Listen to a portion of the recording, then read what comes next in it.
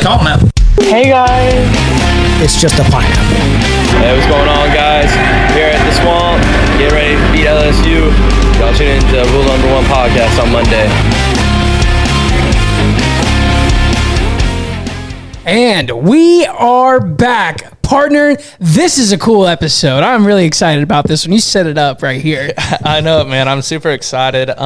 Be able to have these people on. We've had a couple different country music singers and artists, cover band people, and I love whenever I get to talk about the music industry because it is a blast. It's one of our favorite things. So without further ado, we have Eli and Anna Mosley on tonight. Hey, how are we? Welcome in, guys. How's it going, guys? We're great. Jeez, that's a big name. I'm excited. Who's Yeah, we've been able to actually. We saw you. It was in Lake Wales, and I'm still here. Yeah, it was in Lake Wales. The what is it? The barbecue event. The Sunshine KT Foundation thing. Yeah. The Sunshine and Barbecue, or something along those lines. Freezing cold. Yeah, it was. So we actually did a show earlier that day at the event on the stage. Yeah. Okay. And so we went on, and then we saw that you were playing, and I was like, oh, that's Anna's husband, Anna and them, and I was like, I'll have to stick around and see. So we actually did see you play. Yes, we did. It was a blast. Awesome. You killed it. But it's a good deal. But yeah, so we ask every episode, what is y'all's number one rule to live by? Eli, if you want to go first. Go for Sure. So I didn't know this question was going to be asked until like 24 hours ago. Anna goes, hey, you got to answer this question. I was like, oh, well, thanks. No pressure. So I was thinking about that. And, I'm going to say live for something other than yourself. Okay. I love it. Whether that's for Christ, whether that's for your family, whether that's for your country, whether that's for your neighbors. If you look, the people that are the most miserable in life are living for themselves. There's no purpose. Once you get whatever you're trying to get, you've got it, and then what? And if you're living for others, there is a constant need. There's a constant motivation. There are always people in need around you. There's always somebody to help, something to make a difference with. And so, live for something other than yourself. That is my one rule, I think, that I live by, that's encompassing of everything else. That's a good one, because in a society that is so caught up in selfishness, like everything is about me, everything's about what I post, what I do, what I like. Nobody really cares about the person next to him nowadays. Right. And what was that? Was it care for your neighbor like you care for yourself, the Bible verse? I'm not really too... Love your neighbor. Yeah. Love yourself. There we go. Yeah. Both of y'all got it. I knew one of y'all would have it. But that's an LCS education. That's so cool, because you're bringing that out, and not a lot of people live like that nowadays, and it's refreshing to hear, at least. Yeah, I mean, you see some of the happiest people on earth. Like, if you ever, the stereotypical, like, old Christian lady, like, and they're like, oh, how can I pray for you, or how can I do something for you? They're just genuinely the happiest people in the world. They are, absolutely. Like, I feel like if you're genuinely out there wanting to do something for somebody else, like, you're not necessarily worried about yourself, and I feel like that's just the ultimate, like, dopamine levels you can do. Like, I giving think you're somebody right. helping hand. Yeah, no, I think you're right, and you think about people that even if they aren't Christians, if they're just they have music that they're making to help other people, or whatever the case may be. It just applies in so many different levels, any walk of life, whether you're a police officer, or you're in the military, or you're a musician, or you're a farmer growing food to feed people. I mean, there's tons and tons and tons of opportunities to help other people. And I just, you look around, and somebody's asking me, why are people so miserable in cities? And it's because of what we're talking about here. Yeah. Everybody's living for themselves, and I mean that's a gross overstatement, I'm sure. Big stereotype there, but you walk around and people are just not happy. Beeping the horn every corner. Yeah, it's me, and then you go to places where people are genuinely outpouring of love for others, and it's just amazing to watch. Absolutely. And those are my favorite people to be around. Yeah. Because I'm always wondering what they can do for me. No, yeah. Me. Yeah. I love it. That's No, go ahead. I wanted to get Anna's number one rule to live by, too. Yeah, we got to get Anna's. Yeah. Too. We got to get Anna's. Don't mess it up. That's a tough one to follow. It is. Gosh. Well, I was thinking about it actually just on the drive over. hard. Yeah, it's a tough question. Honestly, at this point in my life, it's to just keep moving forward. Nice. Like, no matter the roadblocks, no matter the hurdles, no matter, like, what goes on, just keep progressing forward. Don't look back, because you can't change what's in the past. So just keep moving forward. Yeah, actually, this week, I was talking to my mom, and it's been a tough week. It's been hot as crap. We were building quarter mile of fence, this and that, doing all different kinds of stuff. And I called my mom. I was like, man, I am having a tough week. And she was like, Nate, you know how you handle it? And I said, what? She goes, you know how you eat an elephant? One bite at a time. He goes, you take little checkpoints and just keep on moving. There, you can't just slow down. You can't give up. You just take one bite at a time, and that's how you're going to eat that whole elephant. So. I like that you said don't look back either, because like the things that you do in your past are what make you. The mistakes that you do, the successes you have, whatever that's in your past is who you are today because of those things. I really like that rule. Man, I like both of their rules. That was a good start. Yeah, I love it. I want to know a little bit about how this whole thing got together. First, let's bring it in, because this is our first time having 4 mics on, and being able to get a little bit of a couple story. So I want to know, how did y'all meet? Yeah. Oh boy, that's all you, babe. Here we go. She's been telling this story recently, and I go, yeah, that sounds good. Yeah, that sounds great. Yeah. We'll go with that one. A little bit exaggerated here and there. Yeah. Well. Oh boy. So I mean, we met at church. Okay. Good place. We met playing music together, and actually when I was in high school, I was in his band. Oh, really? Yeah. So we went to LCS together. So when I was at LCS, I didn't do sports. I didn't do anything, because every single weekend, I was out on the road with his band. We were in North Carolina. We were in mostly the Carolina. Yeah, we were East mostly Coast southeast area. at that point. We hadn't really explored out into the western U.S. at that point. Yeah, but it was really cool. He was teaching me a lot of stuff about the music industry, because that's what he went to school for and everything. I'm sure he'll get into that later, but. So yeah, we met playing music together, and then I think I was 19. It was 2019. Yeah, it had to have been. It was 2019. Well, you're telling the story. I can't remember this part. We started dating because we've known each other for 10 years or so at that point. Yeah. So, I mean, we had worked together. We knew each other, so we started dating, and then in 2020 we got married. Shut the world down, actually. Yeah, y'all did. We got married on March 7th, and on our honeymoon, they started shutting airports down. And we were in Vegas. That was a lot of fun. Gosh. Nuts. That was Y'all a get lot stuck out there? Yeah, do what? Y'all get stuck out there? No, but we so our flight was the next morning, and we flew out to Vegas, and then did national park, kind of a tour out there of the national parks. And when we came back from our honeymoon, we were at that night we were at the Venetian, and we kind of heard rumors of something happening, and people were like, grab toilet paper, not knowing what so every hotel we were at on our honeymoon, I'm grabbing the extra roll of toilet paper and throwing my duffel bag. So my suitcase had a bottom layer of toilet paper and no souvenirs. And but we're at the Venetian the last night before our flight heads out in the morning, and we're walking through the Venetian, and the security guards are walking along handing notice of closure statements out to all the businesses. They're like, sell what you've got, get rid of all the food you've got, send your employees home, you're shut down for at least 2 weeks. And so they were closing down, and then the next morning when we're headed to the airport, all these people are being literally escorted out of the hotels by security, and they're just we don't care where you go, but you can't stay here. And they're just shutting the casinos down and everything down. It was crazy. So that is nuts. That was a crazy time, man. Because now that you mention that, I was living life pretty.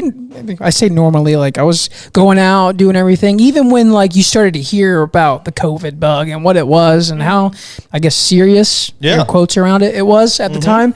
Man, I was going to a Co-Wetzel concert, believe it or not, the day before the shutdown happened. Wow. It was at Janice Live, and I remember strictly calling them like, hey, is this still going on? Like, nobody's got COVID in Florida yet. Like, I got to see my man Co play. And it's just so weird how quick that happened, man. Like, happened like that. Everybody was at home. Nobody was working. The world stopped. It literally stopped over, well, now something that's not too serious, something like the common cold. Right. Oh, man, that was such a crazy time. Some people would disagree with you, Brian. Oh, yeah. We're going to get the COVID disclaimer info thing at the bottom of the episode. We'll try to stay away from politics. It's a touchy subject. Well, we had the crazy thing is I had a audition with a showcase in Nashville with a record label scheduled for March 19th. Oh my gosh. And I get a call on the 16th and they're like, hey, so the venue we were going to go to just shut down. So can you find another venue? And I made some calls around. I couldn't find anything. And I was like, well, hey, what if we do? And I came up with I can't remember what the solution was, but I had some solution. And then they were like, yeah, so our office just shut down and we're indefinitely closed. And we'll let you know when that happens. I have never heard back from them. Oh my gosh. So we were supposed to have that. It was one of the major record labels. One of those labels that signs Stadium Acts and stuff like that. And it was just like, oh my goodness gracious. Looking back, I'm really glad that happened that way. But at the time, it was absolutely devastating. As an artist, how did you handle that time period? Because I know like a lot of artists went into, I don't want to call it hiding, but they went into like their safe place and they wrote. A lot of people wrote, a lot of people, made up new songs. What did you do to kind of pass the time during that? Well, we didn't have the luxury of being on a record label salary or anything like that. So I had to figure out some way of working. And well, for one is the first 2 weeks, it was funny because I got an abnormally high amount of requests to do radio interviews. Okay. And this kind of goes back to the beginning of how we got into this whole thing, but we've had a largely successful radio presence on what I'm going to call small to mid-level radio stations. So like WWOJ in Sebring. Yep. Yeah, they are great supporters. They play my music frequently. WAUC in Wauchula, they play my music frequently. 97 Country never has. Okay. So That's what I've heard. Yeah. And there's a whole lot that goes along with that. And I'm great friends with the people. I worked at that station for years. Yeah. So I'm great friends with them, but there's just this thing about it. But anyway, so I did a lot of interviews. And I remember particularly there's one out of the St. Augustine, Daytona area. And I was talking to them, and I remember them asking, well, how are you handling this? And I said, well, currently, because I wasn't expecting the phone call. And they're like, hey, you're on the air. Let's do an interview. Okay, great. Let's go. And they said, what are you doing right now? I said, I'm waxing the van and greasing wheel hubs. Like, 'cause I was just like, we're going to be down for 2 weeks. This is great. We have maintenance time. This will be fantastic. And then we're going to hit the road in 2 weeks. We lost a couple shows, and let's get out there and do it again. But as time went on, we had two ways of approaching it. One was from the survival side, and that was I started working for a family friend of ours who owns a ranch here in Polk County.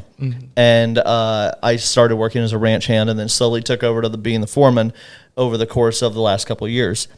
And but the other one was we found out that the whole entire country was not playing the whole COVID game. Yeah. And so I don't know if you ever saw the commercial from the governor of South Dakota where she's talking about social distancing. Did you ever see that? I have not. Oh, it's amazing. And she's out at a clay shooting range. I think I have actually now. And she goes, and this is how we social distance, and blows the clay out of the sky. And I'm just like, yes. And so they had shows still going on in South Dakota. They were wide open. Yeah. Wyoming, except for Jackson, was wide open. Huh. And so we just wound up touring out there. And that's kind of how we got our foot in the door in these places we always wanted to get into the door of. I know. You were telling me about what was the place that you were talking to us about earlier before the show? That you saw Country Thunder out there? He saw the sun come down. He was talking about it on Oh, stage. yes. Oh, my goodness gracious. Yeah, that was last year. We got to play the opening. They have a concert series before the rodeo in Cody, Wyoming. And they have this the radio stations in Wyoming, they're all one big company, and they put on this, what they call the night rodeo kickoff party. and it's this one big concert. And for whatever weird reason, they decided that I was a good opener or a good headliner for this show. Kind of weird when that happens. Yeah. Yeah. We side note, we did a show a couple weeks ago, and they're like, well, last year we had Shenandoah, the year before that we had Diamond Rio, and this year you're here. And I'm like, that's pretty good company. which one of these is not like the other, though? You know what I'm saying? Like I don't know how. Two truths and a lie. Yeah, exactly. I'm a Polk County boy. Those are multi-platinum, multi-number one hit artists. Like, what are you talking about? Yeah. But anyway, so we went out there and we did this show, and it was 3,400 people. And I'm in a rodeo arena, and we're playing on the stage in the rodeo arena. And what I did not expect on that show, it was very strange. The radio station had been playing my songs, my top 3 or 4 singles, for the last 3 or 4 months, every shift. Nice. And so I start singing my first single in the set, and people are singing along. That's cool. And then the What's second that feel one, like, man? weird. Yeah. Well, when you're not used to it, it's very strange. Okay. Because so there's this fun thing that happens. There is in a lot of shows, there is this one person, and bless her heart, I say her because it's usually a her, who wants you to feel so supported that she will sit there and try to read your lips and mouth along the words to the song she has never heard before. And usually she's very good at it. And drunk as ever. And drunk as ever. And she gets about 80% of them roughly kind of right. And so for me, I see one person, like, oh, there's my person. That's that person of the show. Yeah. And then I look next to her, and the other 5 people are doing it. I'm like, wow, this is a thing here. And then I look down the next section, and the next section I'm going, oh my gosh, no, they all do this. Dang. And then I start to realize, no, they actually know these songs. That's awesome. Oh, it's the coolest thing. So not only do you have that happening, but we're watching the sun go down over the eastern gates of Yellowstone. Yeah. Oh, man, these are the moments. And I had a steel guitar player who just gotten off the road with Aaron Tippin and Sammy Kershaw. Okay. And the guy, I had him and this amazing fiddle player. And one of the songs I decided, we're doing a rodeo, so let's do a rodeo song. So we did Much Too Young by Garth Brooks. Nice. And they nailed it. Yeah? I'm talking, when I say they nailed it, I mean, these people are used to playing note for note, beat for beat, like perfect.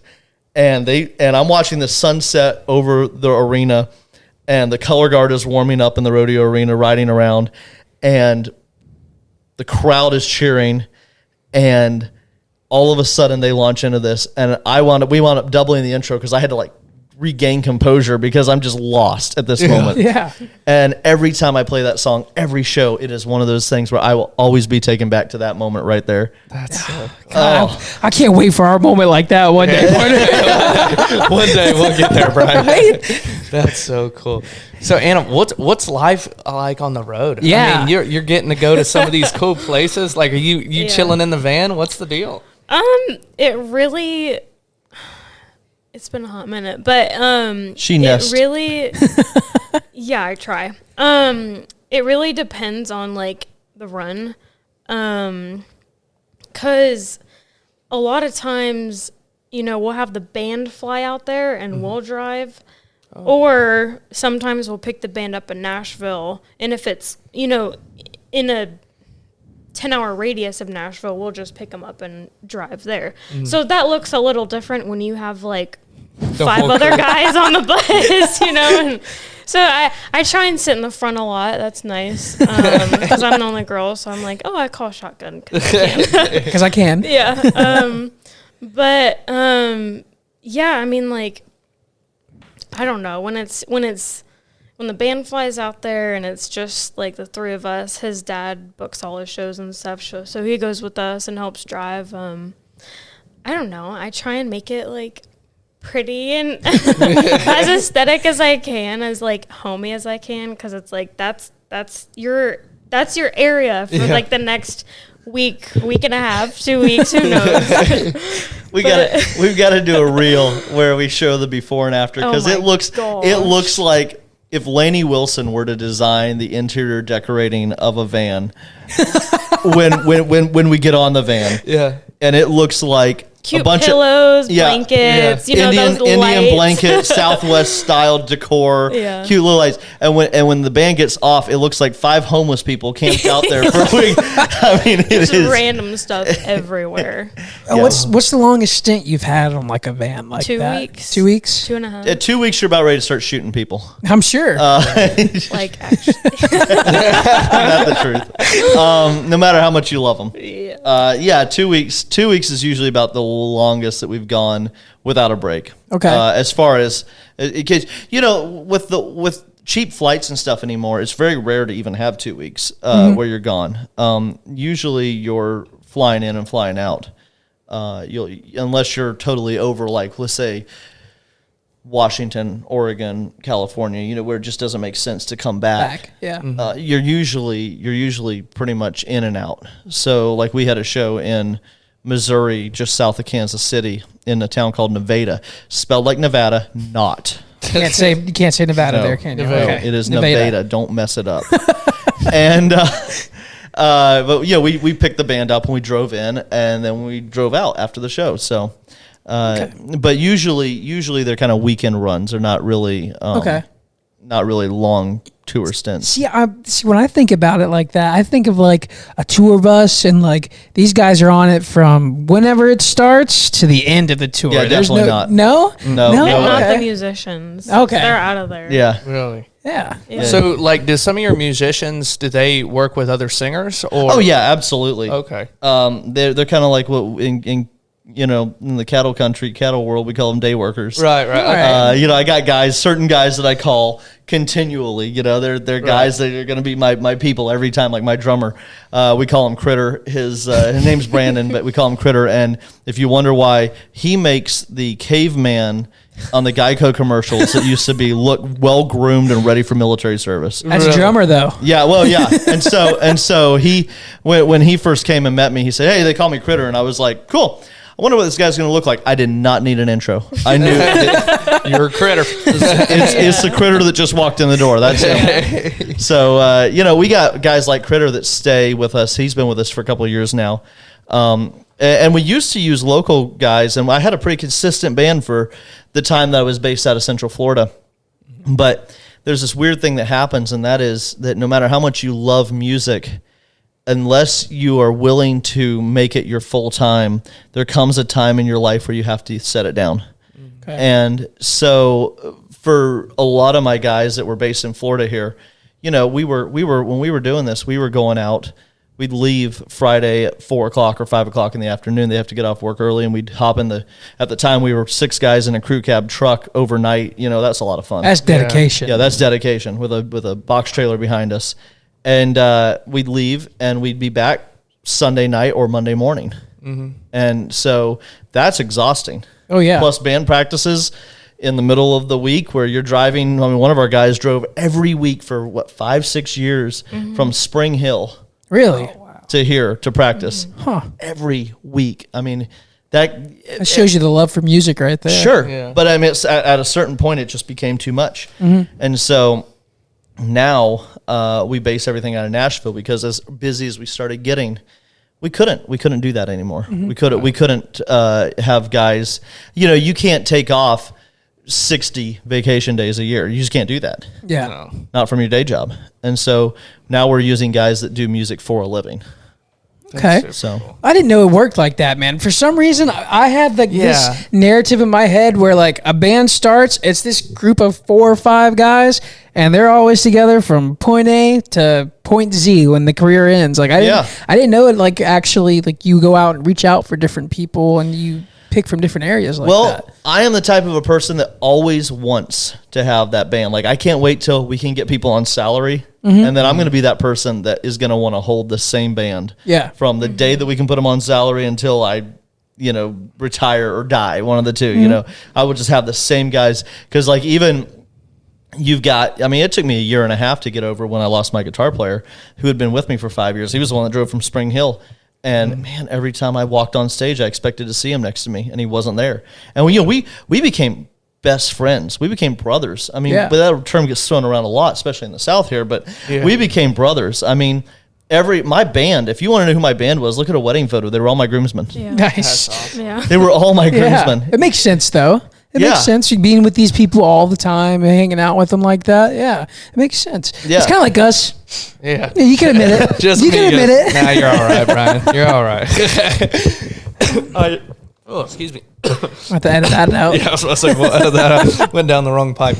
I am curious about some of these stories. Like, I mean, if y'all are on the road, like, dude, y'all got to have some crazy stories in a van or, a crew cab truck, like, drop dial on Fort Worth, Texas, or what's the deal? Tell me a story. Oh gosh, crazy stories. I wasn't ready for that. I probably should have thought that one through. Yeah. I mean, a lot of stuff just comes back to jogging memories. I think about, so one of the coolest things is you go from a local band. Mm-hmm. Well, first you go from playing open mics in Lakeland and Auburndale and wherever you can get in. And then all of a sudden you go to where you're playing, and these things slowly grow, right? And then you're playing Central Florida, and then all of a sudden, before you know it, you're playing in North Florida, and what's that about? And you're playing Okeechobee and Jacksonville in one weekend, and you're like, wow, man, we really made it to the big time. Yeah. And then all of a sudden, you're driving home from Wyoming, and your father-in-law calls and says, hey, where are you? And you say, Macon. He goes, oh, you're almost home. And then you're in that perspective, Yeah. But I just some of these times. So it's an interesting group of people because I was in the Marine Corps. I spent 6 years in the Marine Corps Reserves, but I've always kind of been a little bit more low key, a little bit more. I'm not really that type of let's go kill something. I'm not that type. I'm just kind of more low key. My dad was in Vietnam as an Army officer. Oh yeah. And so my dad on the road. And then me on the road, it gets very interesting because, my dad's the type of a person who does not mind knocking on the door at 4 a.m. going, get up, let's go. But the whole thing cannot run without him, and the whole thing can't run without Anna. But it's interesting because you get this family dynamic, but at the same time, you get some moments that you just look at and you go, how did that just happen? So we go from this local band to all of a sudden we're playing in South Dakota at this bar called Thirsties, and they pay us at the moment what seems like a terrifying amount, because when we walk in there for what they're paying us to be there, we walk in and there's like 3 people and we're like, oh, this bar's gonna lose money. Yeah.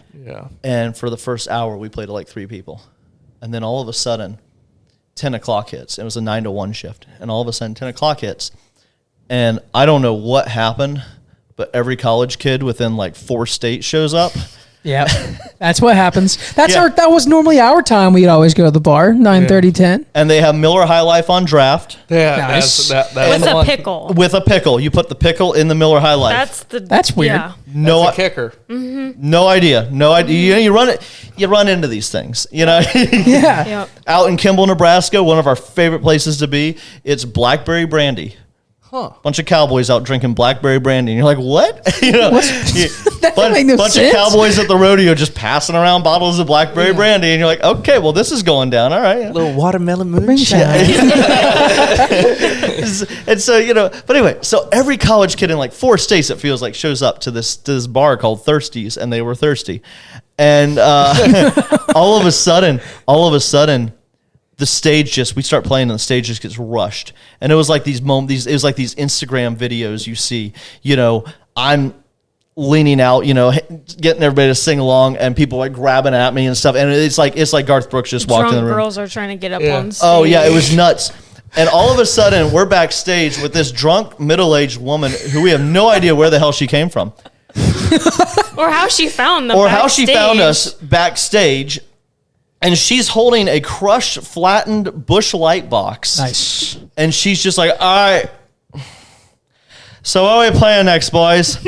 and we just decide we're going to start creating this set list. And so on this box.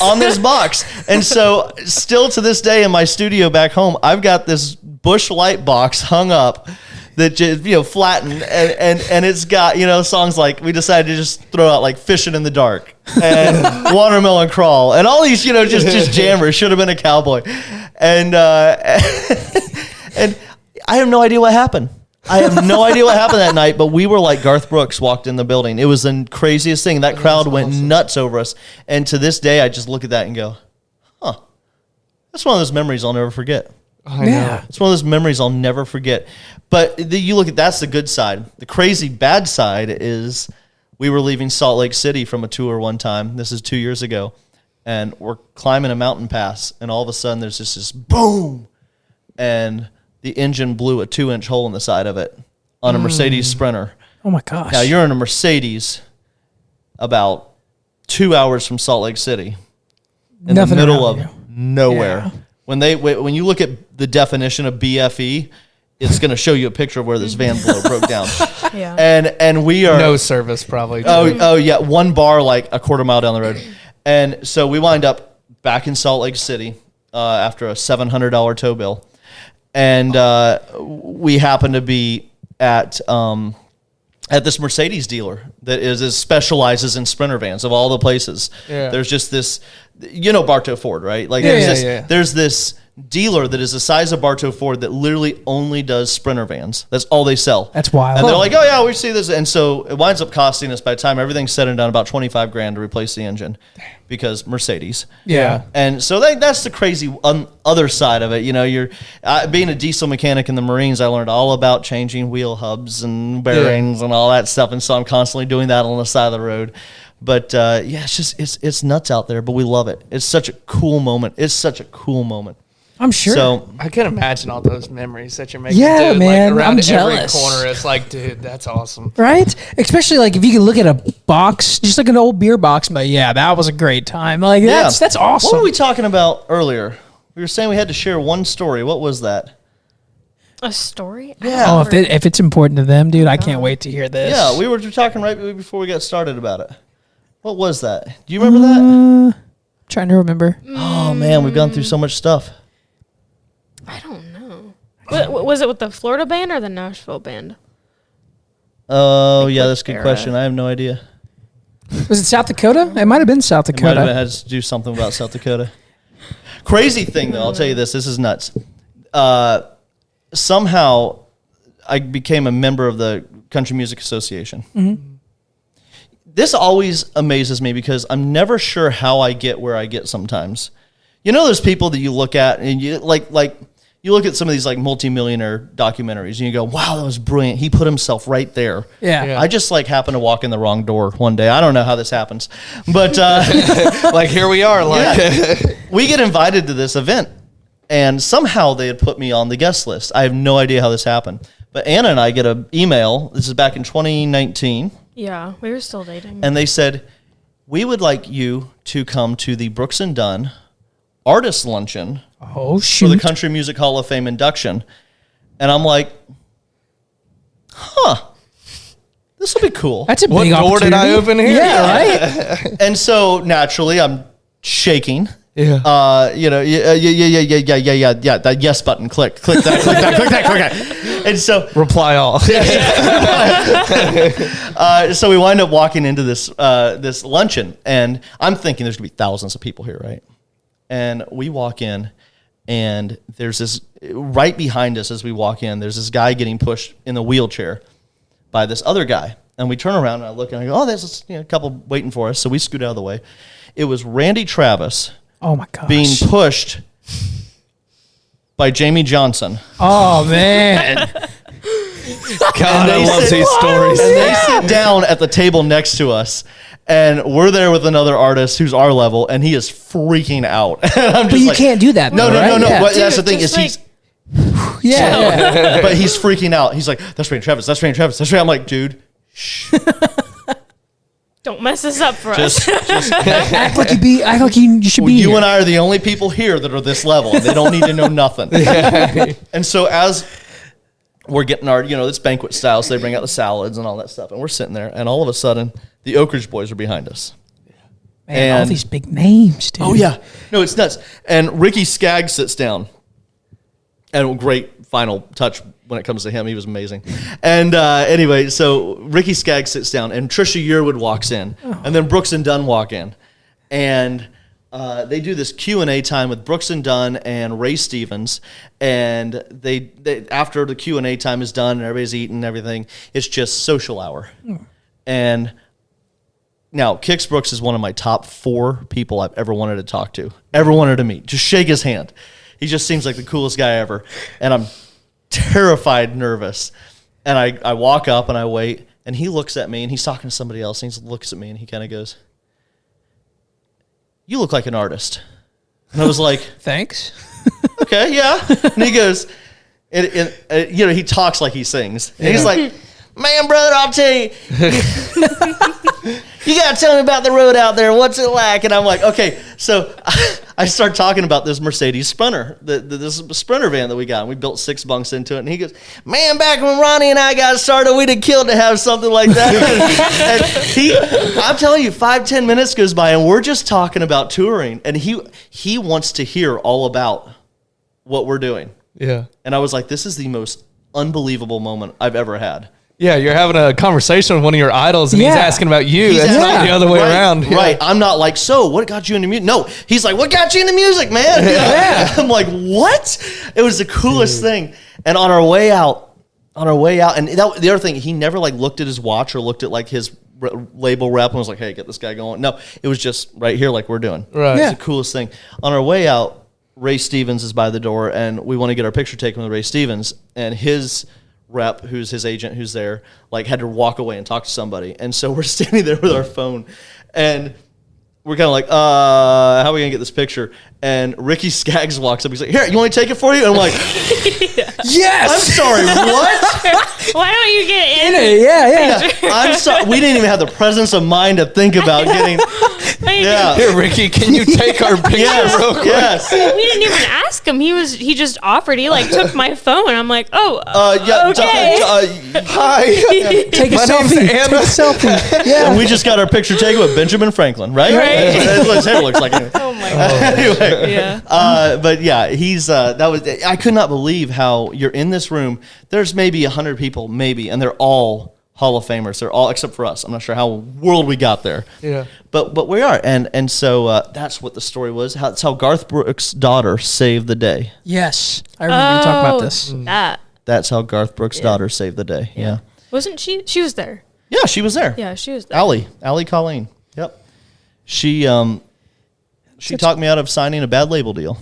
What a Yeah, I want to saint. hear that story. Yeah. Okay, yeah. So We talked a little bit about for it, but for the audience. yeah, so we were talking earlier about McCoy Moore and how he just signed this publishing deal. Yeah. And I think we can talk about that. Oh, yeah, It's yeah. all public knowledge. But I was saying there's this interesting thing. There's hundreds and hundreds of labels in Nashville. Most of them are scams. Very few are real and the real deal. But the general populace doesn't know the difference. I would have known the difference. Right. And the same thing goes with publishing companies. And one cool thing is as soon as he said that, I looked up the publishing company he was with. I was like, I've heard of this publishing company. And he just signed with like the big dog of all publishing companies, I'd rather which is shoot him a super text. cool. Tell him congratulations. He literally just like, that's the coolest thing he could have done.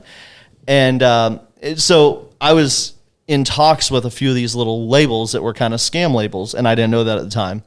But one of them had claimed to have signed Garth Brooks' daughter, and she had a meeting with them, and I guess they got their picture taken because they were excited to meet Garth Brooks' daughter, and then they posted that she had signed with them when she had not. Oh. And so anyway, long story short is I wound up asking her, I was like, "Hey, I saw you sign with this label," and she goes, "I'm sorry, what?" Yeah. And I was like, "Well, I was just kind of curious about your experience with them," and she goes, "I'm not with that label." I said, "But it says right here." She goes, You are. "Hold up." and she told me, she said, "Run as hard and fast as you can." And I've never regretted that decision.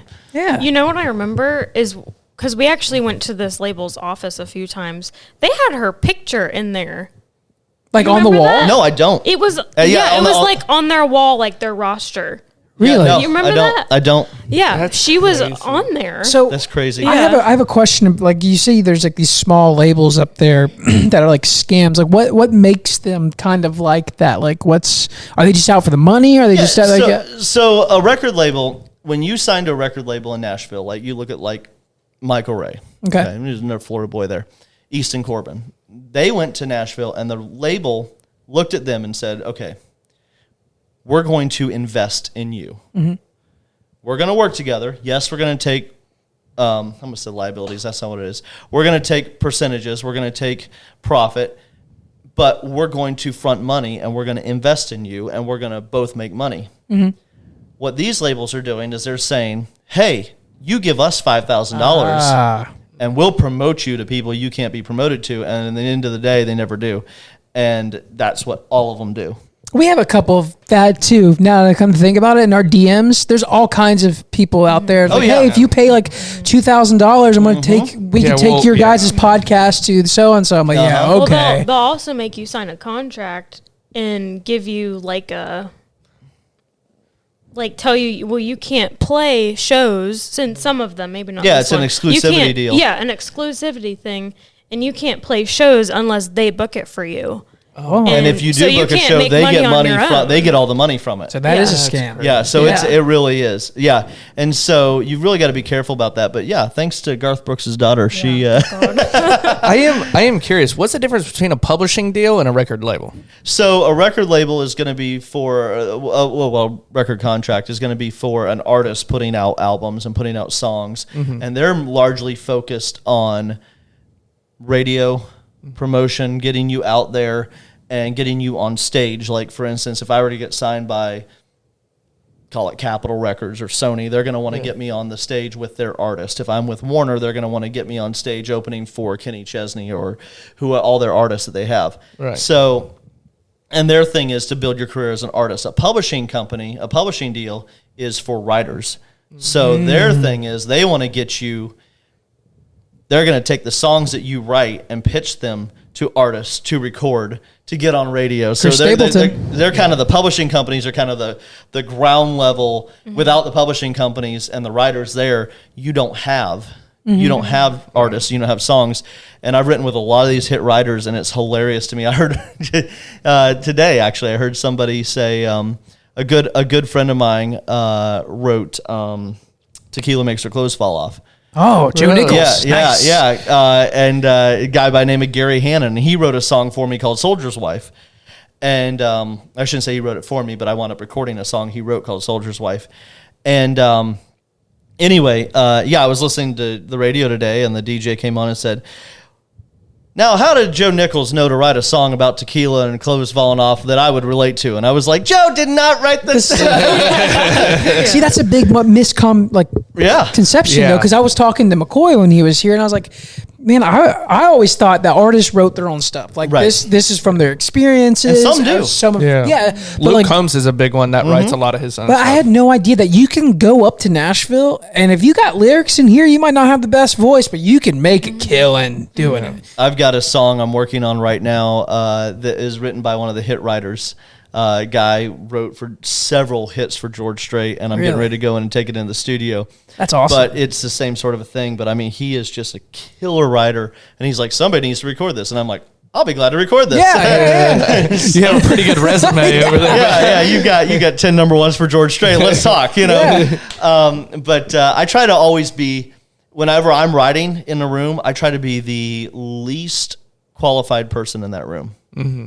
So one of my favorite writing moments was I was writing with a guy who's become a good friend of mine, and he's sitting there, and we're writing this song with another friend of his, and this guy had hits for Alan Jackson, and my friend had hits for George Strait, and Rodney Atkins, and Alabama, and Reba, and so you got two massive artists or two massive writers in the room, and we came up with this line.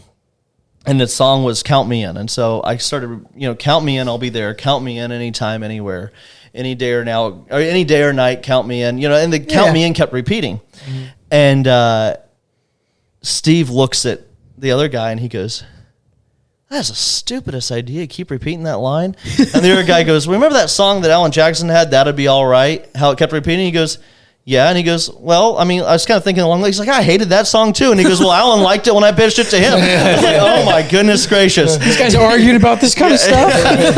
I'm down here and y'all are up here in this stratosphere, and I'm over here going, what's happening right now? As long as you guys count me in on this. Exactly. Both guys, super nice, just joking back and forth. None of them have an ego that I work with. I mean, these guys are so great. They're so great. I think that's so cool though, because when you were talking about that earlier, I said Chris Stapleton. Yeah, he's the prime example. Like nobody knew who he was like 5 years ago, 6 years ago. I still love the Steel Drivers. Yeah, I do too. They're but so like good. that's so cool how you can go from writing all these hit songs. Imagine if you just sang half the songs he wrote for people, right? Right. Those would be all of his greats, like his great tunes. It'd be the 1 through 5 on his Spotify or whatever. Right. But like that is so awesome that people can go up there. And if you got it up here and you could put it on paper, you can make a lot of money. Oh, too. yeah. I'm going to write some lyrics, send them to my friend here. He might laugh me off, but we'll at least give it a try. What is it? I'm the songwriter. One of my songwriting not instructors, but mentors. One of my mentors. He's put a lot of time into just really mentoring me and kind of guiding me through the industry. His name is Aaron Barker, and he was on staff with George Strait, and he wrote the song "I Can Still Make Cheyenne." Oh, okay. And he says in his writers rounds, because he's the same age as George Strait, but he says, "All right, if you want to know the difference between a writer and an artist, I lived the George Strait songs. You can tell it. Which one lived it and which one sang it. You just look at me and look at him.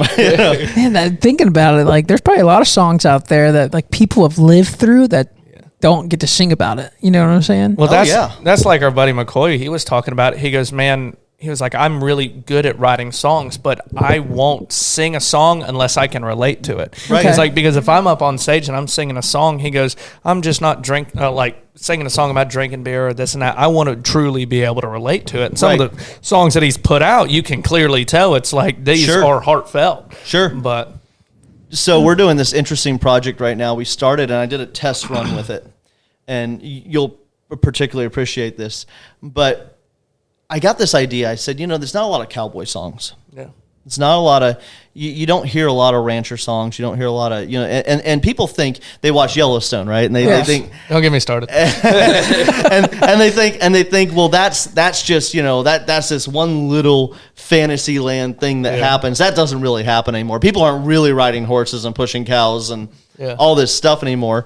Well, we did that yesterday, you know what I'm saying? And so I had this idea, and I said, what if, because one of the really interesting things I get to do when I'm working around the country and I'm playing these shows, I get to talk to all these cowboys from all around the country.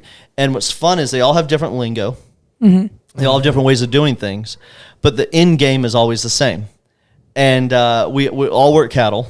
Mm-hmm. Down here we got to deal with gators and wild hogs and all that stuff. Yeah. And in Wyoming, I was talking to a guy. He said, "Yeah, I passed by a grizzly bear earlier today on the pasture," and I'm like, "No thanks. What do you carry for that?" And he said, "A 357 Magnum." I said, "Well, a 357 Magnum stop a grizzly?" And he goes, "No, but it's going to make me feel better while he gores me." I was about to say, I'm thinking of 4570. Yeah, exactly. I'm like, great. But we got all these people that have all these different ways of doing things, and I'm looking at this, I'm going, man, we got to start writing an album. Yeah. Mm-hmm.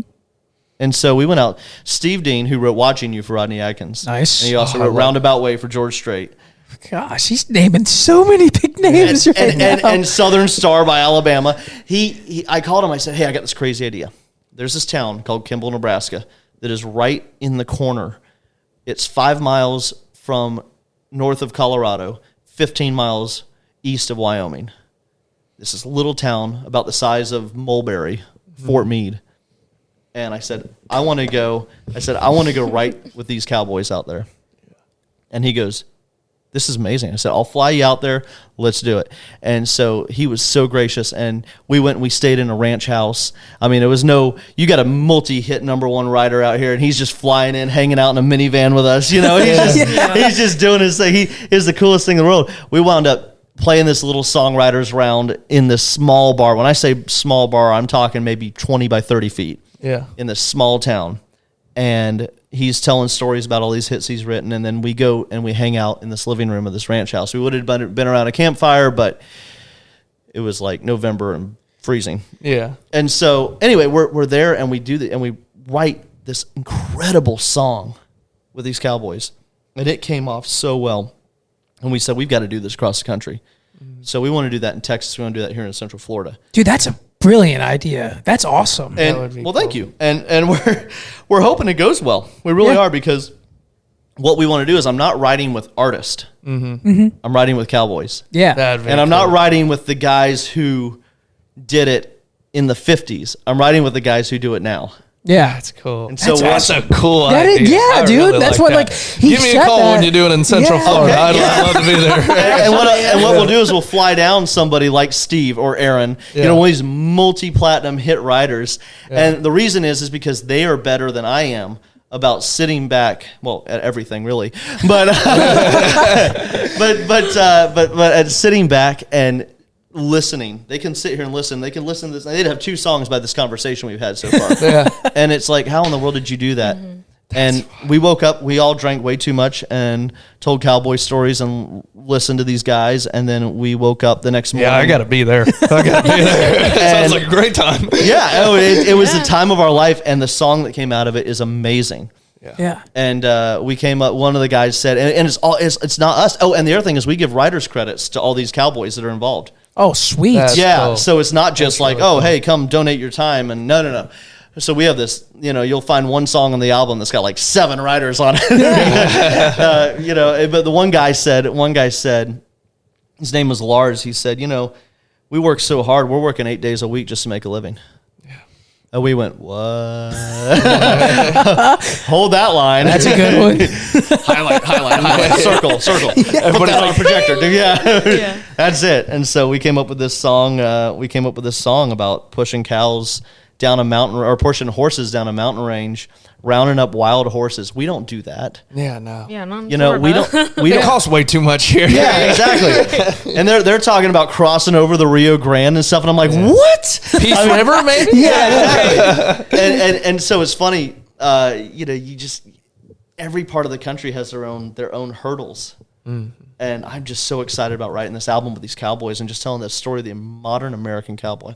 It sounds so refreshing hearing a country music artist actually talking about singing about country shit. What? Like, oh my gosh, I'm so tired of hearing the heartbreak stuff over and over. Like, Whoa.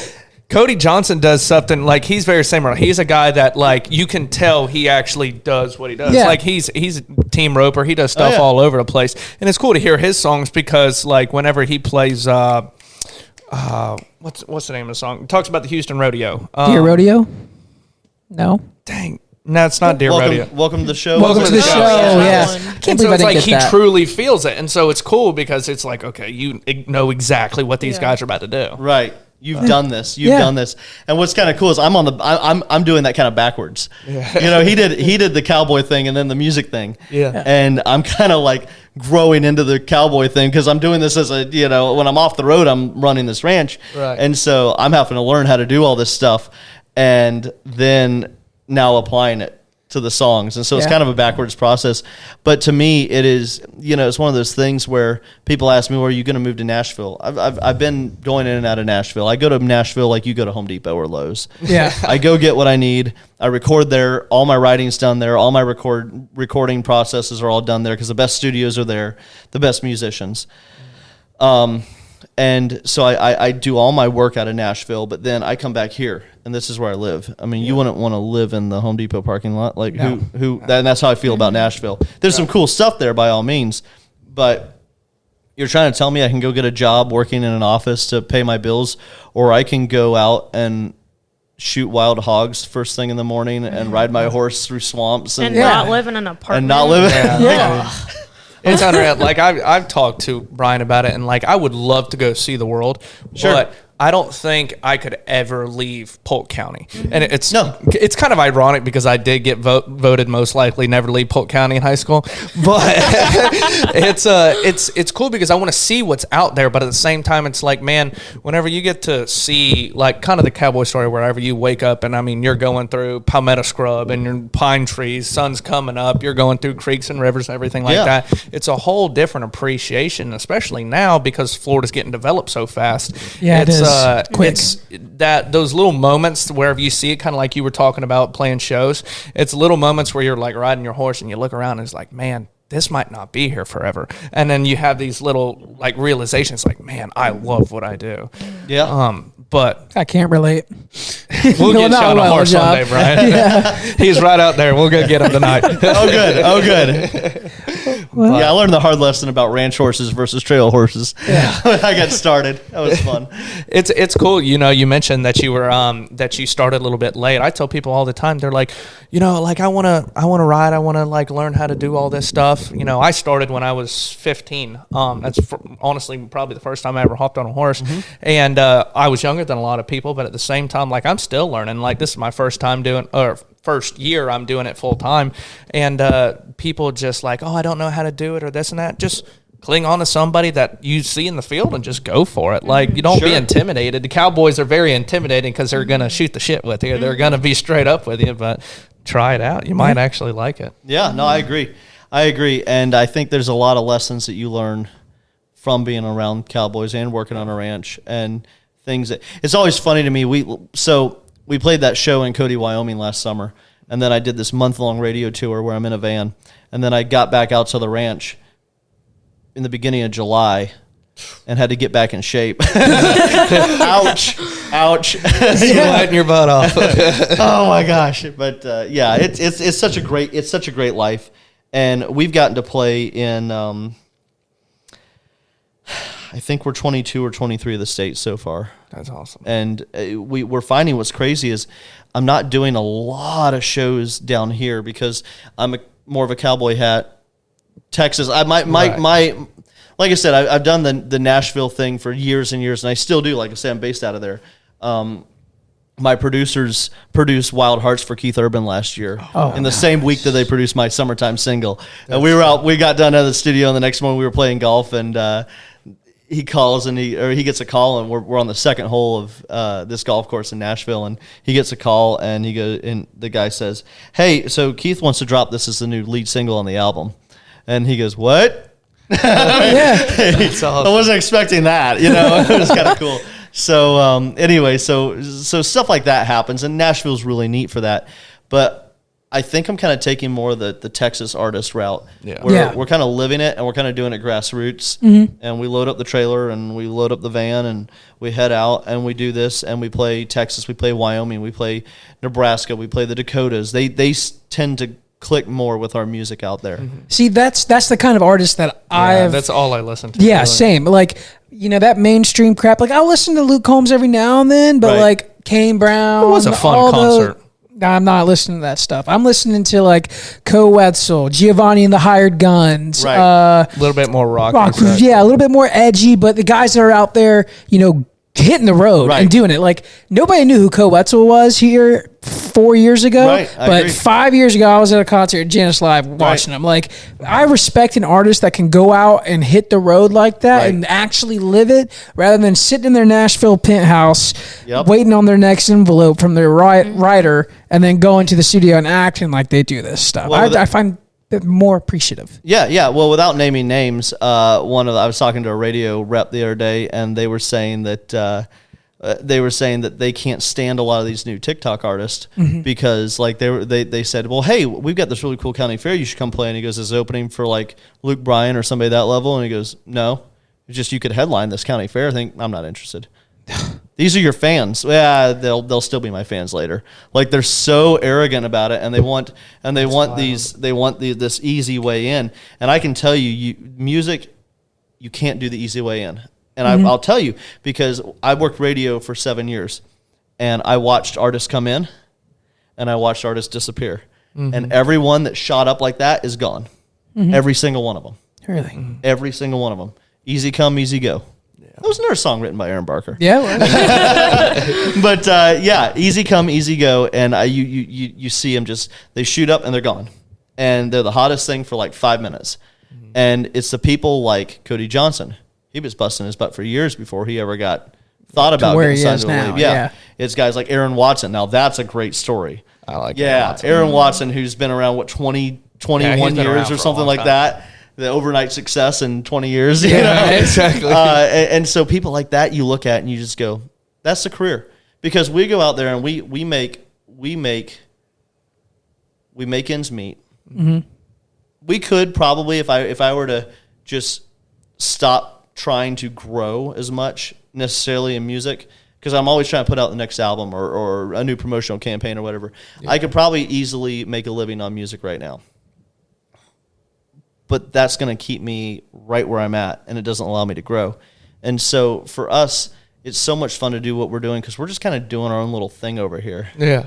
And we've never had great local, I'm going to say this carefully, we've never had great local institutional support, right? Mm-hmm. So we've never been voted Polk County's, as the best of Central Florida. Mm-hmm. We've never been, had major local endorsements. We've got great fans who have had our back. Yeah. But we've never been like the cool new hot thing in the area. And with that, we've had to learn the hard way. And we've had to work our butts off. And what's fun is that we're kind of coming in the back door now because we're doing this across the nation, and now people are going, "Oh wow, you're new here," and I'm like, "No, not really." Yeah. But we did something a little bit different. yeah, and it's crazy. And some of those venues that are, and one of our favorite things we like to do is the venues that had our back at the beginning, we go back to. Yeah. So like I got to open for Tracy Bird. Nice. Who was my main influence as an artist, or as an artist. And when I was a kid, I saw him playing. I was always like, I want to open for that guy. I want to do a show with Tracy Bird. And we got to do that at the Lakeland Center. Wow. In 2020. Cool. And then we did an after party at the bar that got me started. Dude, that's full circle right there. That's the cool stuff you get to do. But we've never been we've never, I guess I should say we've always been the underdog, so to speak. Yeah. And I'm learning that that's a better way. And I'm totally okay with that one. It keeps that chip on your shoulder, too. It keeps that chip on your shoulder. Like, I'm going to keep going. Like, yeah. I get it. 100% get it. Because when you start to get arrogant, and you start to get cocky about it, all of a sudden something happens. You go, well, I don't know. Here comes this chair pulling out from under you. Well, that figures. Well, Eli and Anna, we have this little segment in the show, and y'all said y'all have listened to an episode. We do Snap questions. So one question that we ask everybody is, if you could have 3 people out to dinner, dead or alive, who would your 3 people to be? And y'all can answer it together or separate or however y'all want to do it. Can I get protective custody for this answer? Oh oh shoot! It's hard. First, it is hard for people to come up. Yeah. Dead or alive? Yep. Dead or alive. Oh god. Okay, cool. 3 people? Yep. You be thinking about Eli's going. Yeah. Andy Griffith. Oh, okay. Okay. Andy Griffith. That's a first. Yeah.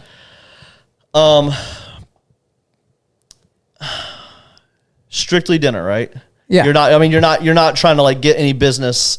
Why not? No. You're sitting down having a conversation. Yeah. Like drinking a beer, eating a steak, like George Strait. Oh, okay. And the reason I say that is because I would never have a business conversation with George Strait, because he's got. I always have this rule where I try my best to have topics that are totally unattached to what you do. Yeah. So like if I ran into George Strait, I would ask him about roping. Yeah. And I would ask him about tequila.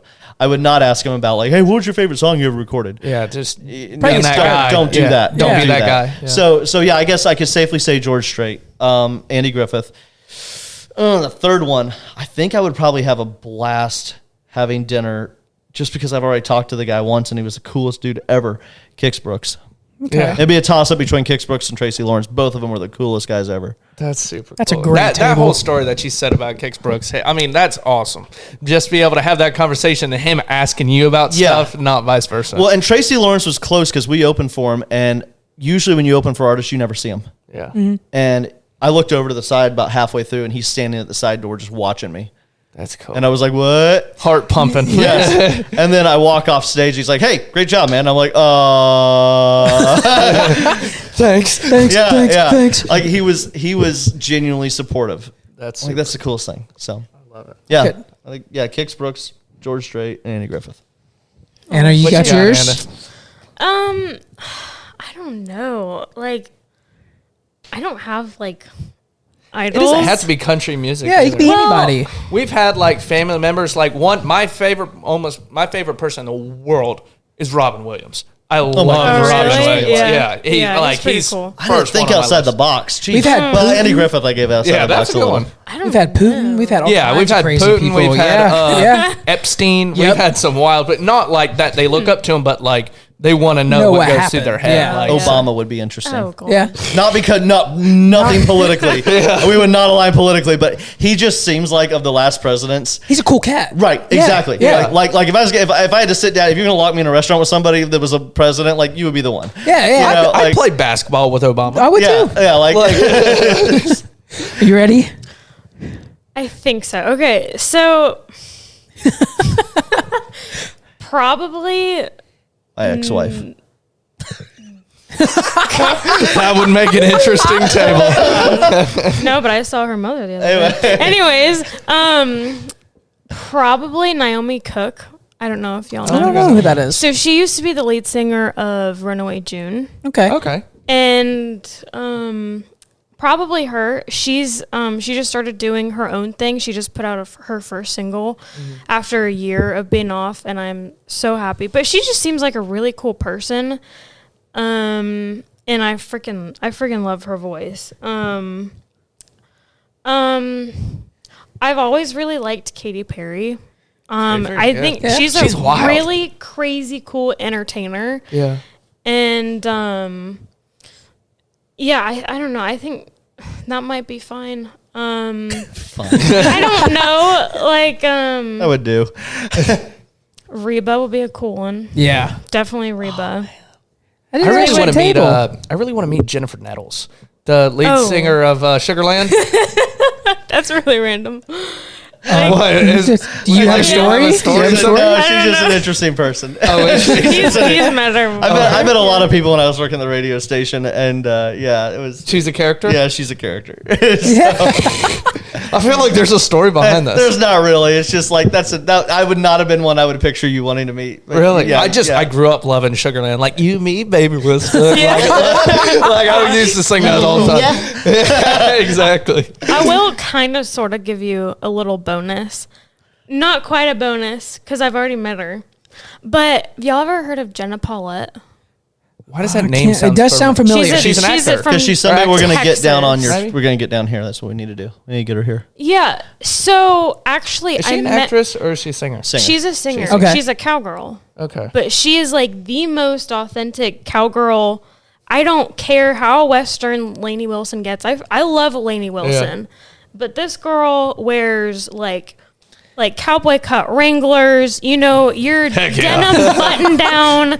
And it's like she is so authentic. It's crazy. And so I actually, about last January, I actually met her in Nashville. That's awesome. When we were traveling. So basically, I'd been following her, and I saw that she had just played at the Dallas Bowl, and we were out on a tour run in Jackson, and I was so bummed that we literally were just at the Dallas Bowl The week playing before. like a few weeks before, and I'm like, are you serious? Like, Yeah, when we you're missed her. literally in my area. So I was talking to him about it, and he was like, well, you need to just send her a message. And I was like, she's okay, whatever. So I sent her a message, and she's like, oh my gosh, that is so cool. Like, I'm so So cool sorry when that that, like, happens. so genuine, and like had a conversation. Wow. And so I don't really know how it led into this, but basically we had this connection because we were like starting to do the whole cattle thing, and he's an artist and she's an artist, so I was like, we should hang out sometime while we're in Nashville next time. And she was like, yeah. So it wasn't, I think that was like November, and then in January she and I like had like a 3-hour long breakfast together at like a coffee shop. awesome. You've already Yeah. had your dinner with this person. Yeah. Yeah. So that was really cool. I mean, it's too bad we don't like live in the same area to where Yeah. we could actually like be friends, because I totally feel like if we lived in the same area, we would be like friends and hanging out, riding horses together and stuff. That's so cool. You were Yeah. describing how like authentic she is, and I thought Yeah. she is. If Lainey Wilson is George Strait, Jenna Paulette is Crystal Dew. Yeah. Oh, okay. I get Yeah. that. That's I get that. Yeah. That's Yeah. cool. That's Yeah. super cool. And I'm so. Oops, go ahead. Sorry. Well, she just found out she's gonna debut the Opry Oh, in August. that's big. So yeah, she's really growing fast. That is awesome. I She's love really cool. You having should look country her music up. episodes. Me man. too, because I was literally about to say, like, thank God, like, my uncle and my dad taught me good music. Because, like, you'd be naming all these people right now. I'd be clueless Some of our over listeners here. are like, I don't know anybody. Yeah. But, oh, man. So our last and final question, and we kind of like, we open up the show and ask what your number one rule is that you live by currently. Well, we started wrapping up the show with this question. It kind of brings it all full circle. If you were to die tomorrow, what would you want people to remember you by? Or what do you want your legacy to be left as? You could take a second, because it is hard. And they asked me that on the spot, like, before we did it on the show, and I was like, dude, It's hard to think about, but know. I think it's cool to have those two questions that you're always, not a lot of people think about stuff like that, and to be able to have like set in stone things, be like, okay, this is my standard, this is what I live my life, and this is what I want people to remember me by, and that's how I'm going to live my life. So I hope you're not wanting a short answer. go ahead. So I was born and raised in Polk County, but when I was 8 years old, my dad took a job as the head of construction for a mission agency. Mm-hmm. And so we moved out to Los Angeles for a few years, and thankfully just a few years. And but in that time, he was in charge of all the construction projects internationally for this mission agency. And I'm talking about a worldwide mission agency. So in that time, he went to 90 countries. Oh, my gosh. He was able, because I was homeschooled for a couple of years in California, because who wants to go to school in California? Right. He took me on a bunch of those trips. So I've been to 52 countries, every continent. I was in the U.S. Marines. I literally get to live my dream as a rancher.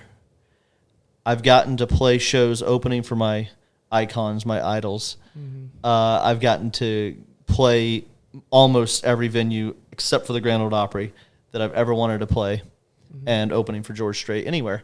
But you ever seen the movie Secondhand Lions?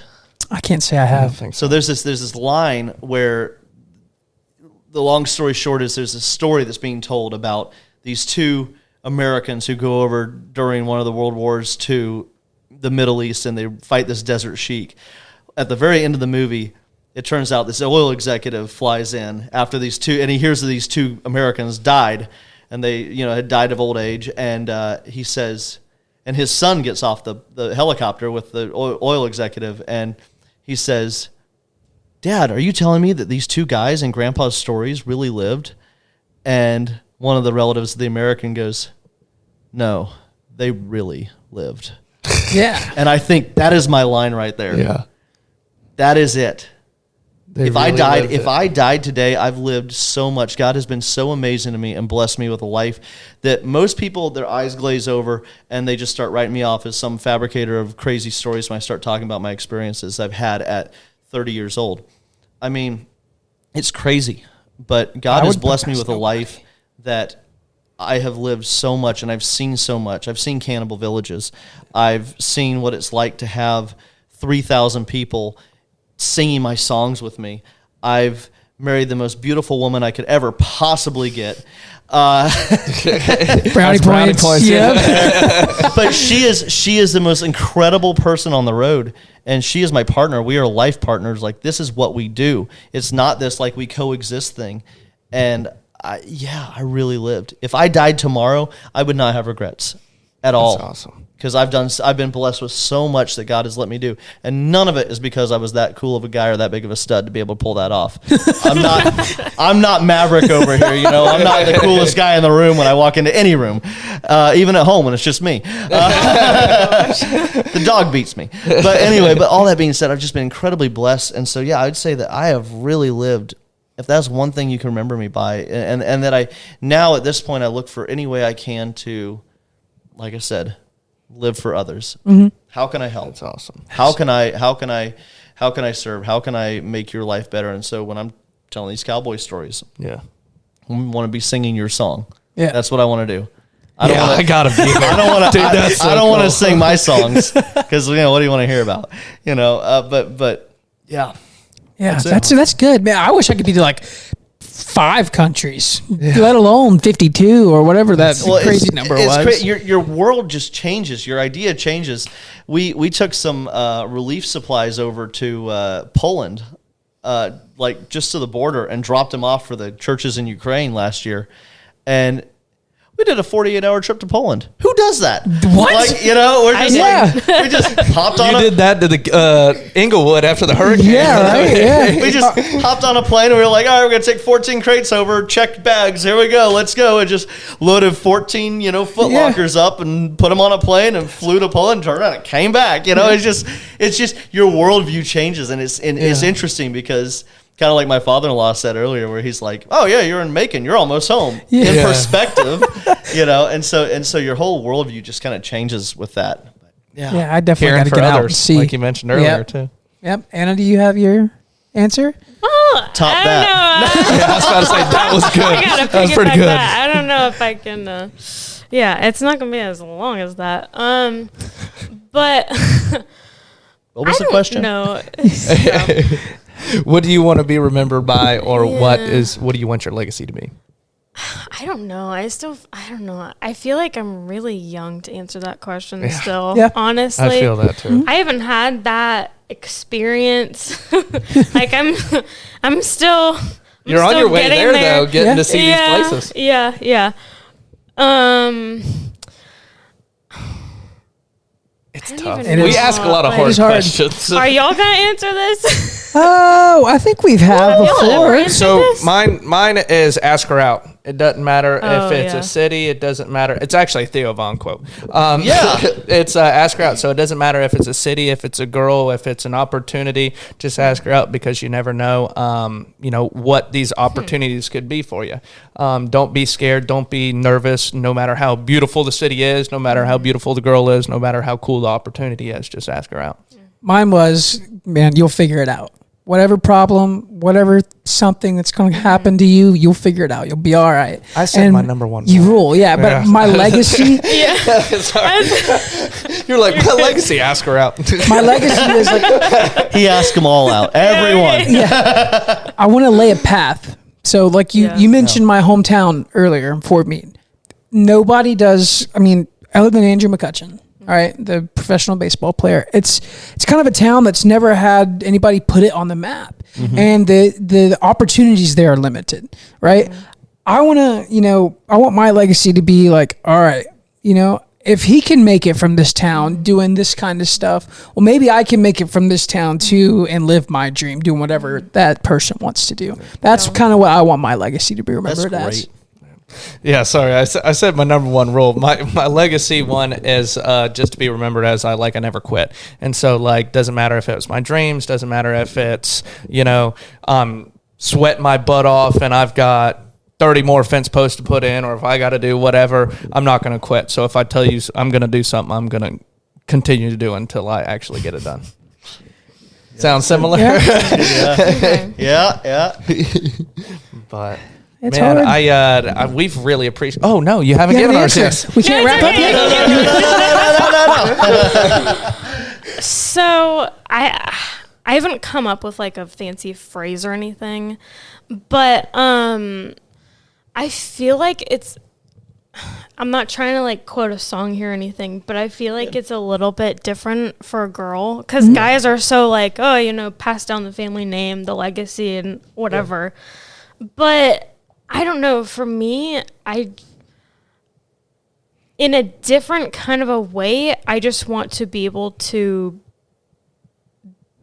be there for all the people that I love.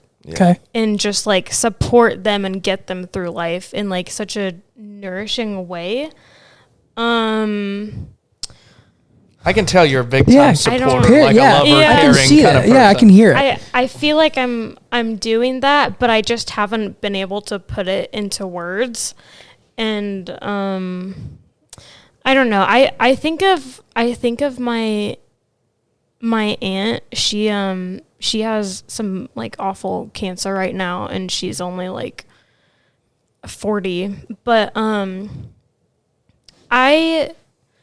she is the most graceful person I have ever met in my entire life, and she has gone through so much hell in her life, and is still incredibly humble and does not let that get her down and doesn't put that on other people or even like vent about it. And it's like, oh, to be, you know, that humble and that, you know, loving to people still.